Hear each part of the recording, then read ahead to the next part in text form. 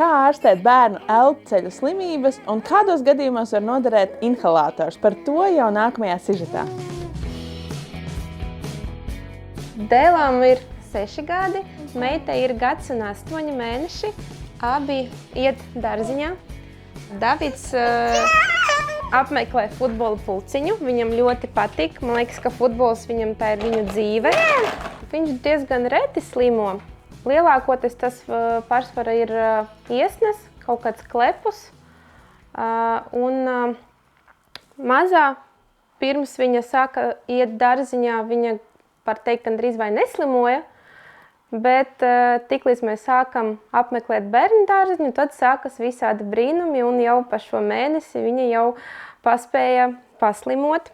Dažās dienas temperatūra, bet tā iesnas un neliels klēpus.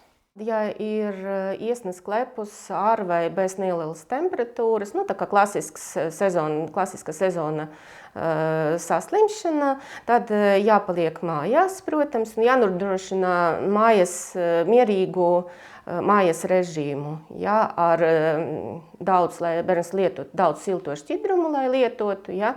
Var ar speciāliem fizioloģisko vai speciāliem pušamiem šķidrumiem izskalot degunu.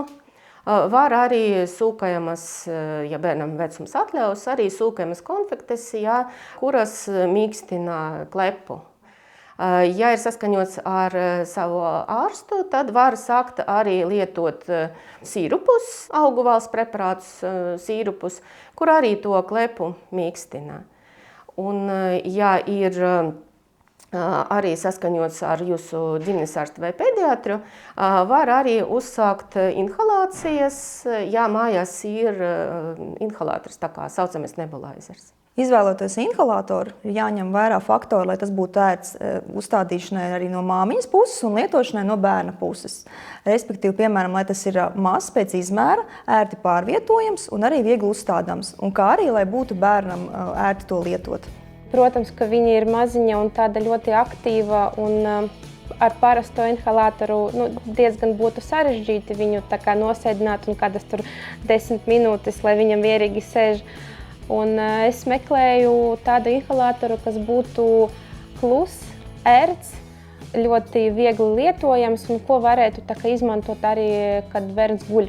To var izmantot pilnīgi visai ģimenei. Tur ir speciāls gan bērnu maska, pieaugušu maska un arī ir tā kā uzgālis, ko var tā kā tieši caur muti elpināt to. Inhalators izstrādā zāles līdz pilnībai. Respektīvi, cik daudz viņas ir ielietas, tik arī daudz tiks izstrādāts. Nevajag taisīt papildus rezervi kausiņā, lejot šo šķidrumu nepieciešamo. Pēc katras lietošanas nepieciešams veikt tīrīšanu. Protams, arī ievērot dezinfekcijas nosacījumus, ja tiek lietots vairākiem ģimenes locekļiem šis aparāts. Un vairākie no tiem šķidrumiem būs izrakstīti ar receptūras preparāti.